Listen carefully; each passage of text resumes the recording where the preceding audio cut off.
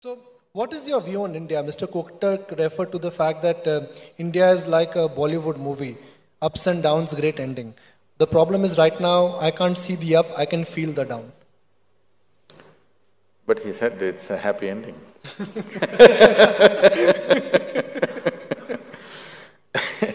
End is long, and end could be painful, and end could come after interval.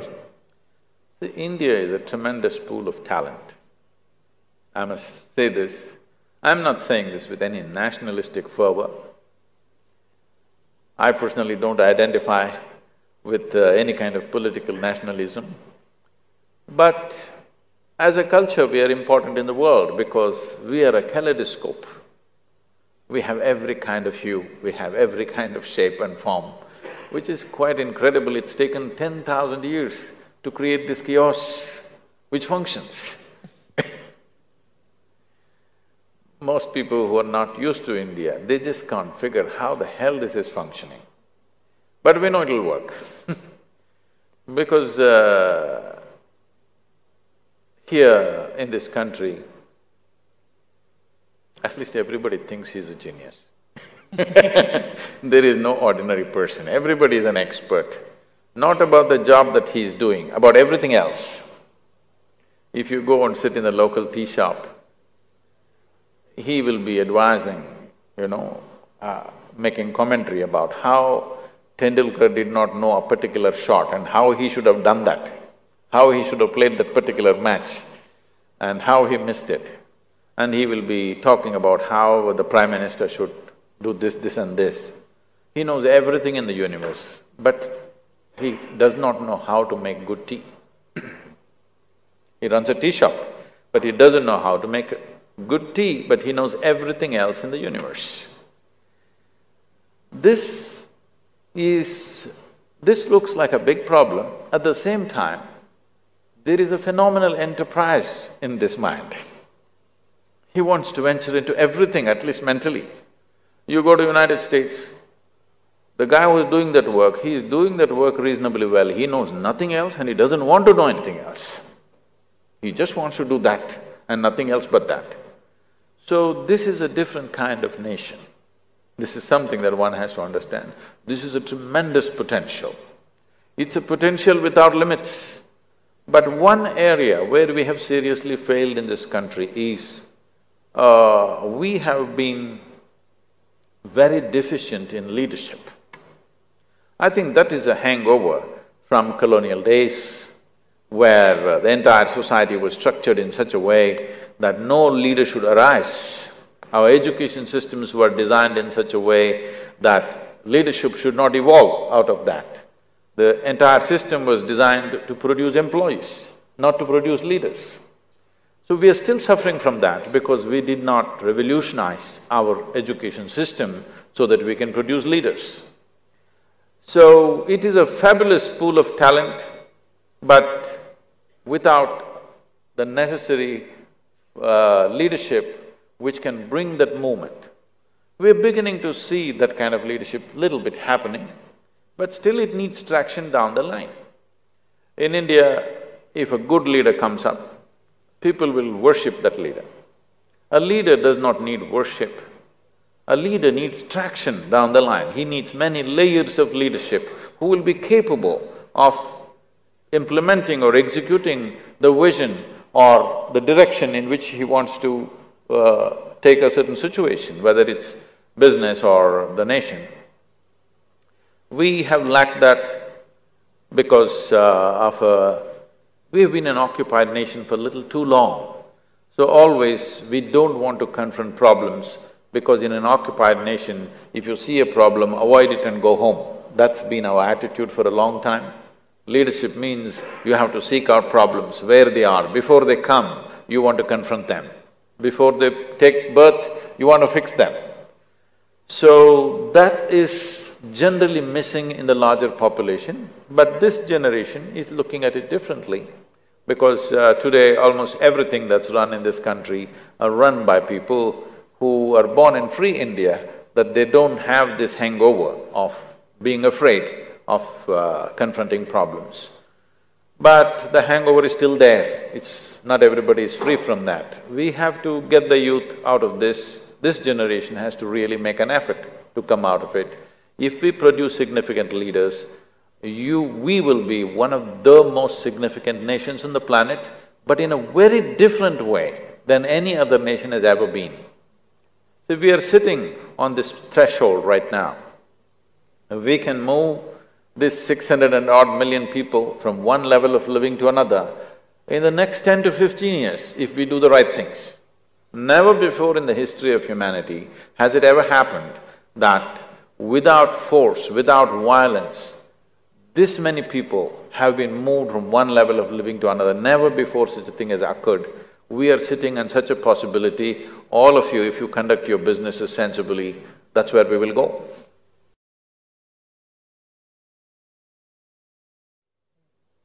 But is the definition of leadership changing? I mean, we've had military leaders, we've had elected leaders, now business leaders. Broadly, the whole approach and leadership is changing now, not only in India but around the world. Yes, this is a changing situation that's… an evolving situation that's happening internationally.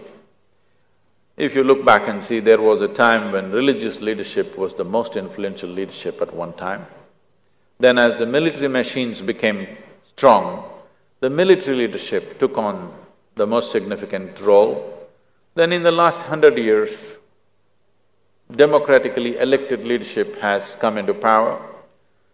I would say in the next 15 to 25 years, the business or the economic leaders will be the most significant leaders on the planet. But there is an issue with this. There is plus and minus to this. You like to normally hear pluses first or minuses first? Well, the good news first, I would say. The financial market. The good thing about a business leader is, he is not predetermined. Two religious leaders cannot agree on anything for nuts. Military leaders should not agree because if they agree, they'll be out of their profession. Democratic leaders cannot agree for a variety of reasons. Even if they agree in private, in public they cannot agree. But a business leader is willing to make the deal with anybody if the deal is good. He is willing to deal with the devil if the deal is good. Or in other words, he is looking at life far more pragmatically than any other leadership in the past. But the problem is, he's got an albatross around his neck. That is, people see a business leader as self-centered. It's all about himself. He's trying to fulfill his personal ambition. He has no larger vision.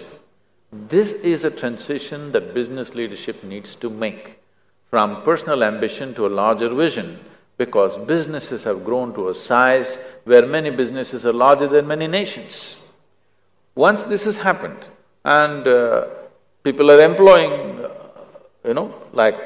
hundreds of thousands of people, when such a thing is happening, it is important that business leadership moves from personal ambition to larger vision, that they must show that they're here to make a difference. This does not mean you don't make money, because the success of a nation is no more determined by the success of its military or its politics, but by the success of its businesses.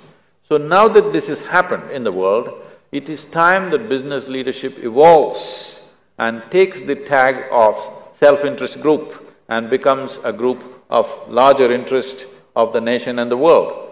And the beauty about business is, at some point, if business thrives, national boundaries can be, largely obliterated. The need… See, if you have… once it happens like this, that people have invested around the world, you wouldn't want to bomb any part of the world because you have interests all over the place. So, in many ways, it could be a way of paving for a more peaceful existence on the planet, because business leadership is not interested in destroying, it's always interested in exploiting. And exploitation may not be a good thing by itself, but this exploitation has to transform itself into really making a difference, because it makes a difference anyway. If the economy thrives because of successful businesses. Anyway, it makes a difference. It is just the image of the business leader has to be changed. This is very, very important. People have to trust a business leader. Right now, that is still not there. People think, oh, they're going to make money for themselves. This has to change. A larger population needs to understand the success of the businesses in the country are good for them. This has to be communicated properly. Is that one of the reasons why Indians traditionally have invested in gold? They've always invested in property. I mean, we can claim the kind of entrepreneurs and business leaders we have, but somehow if I look at the average Indian, we don't back the enterprise here. You are living in Mumbai and you were talking about financial instruments and all this, but I want you to understand at least 80% of Indians don't know a thing about these things, really, including myself. They don't know a thing about these things. So, they don't want to put their money anywhere else. They want to put money into something that will be under their control, and you can't blame them for that. So, educating people that financial instruments are real things. They're not some con job that is being done, they're real things. But con jobs have happened in the past, so there is fear. And the little money, the little savings that they have, they don't want to entrust it to somebody else. They would… even if it doesn't grow, they want to keep it as a lump of gold or a piece of land, because they know they can keep it, they can live with it, and they can pass it on to their children. So this is an evolving situation. Till this generation in India, people have earned money mainly to pass it on to their children. Nobody thought they're going to blow it up. The richest people in this country always lived extremely simple lives, and the only intention was to pass it on. But now this generation is changing, they want to make money because they want to blow it up. They want to do things for themselves. So this is a new trend. Once this happens, now investing in financial instruments, investing in other areas apart from gold and land will become more commonplace. But you need to understand still 60–70% of people have no clue what this is.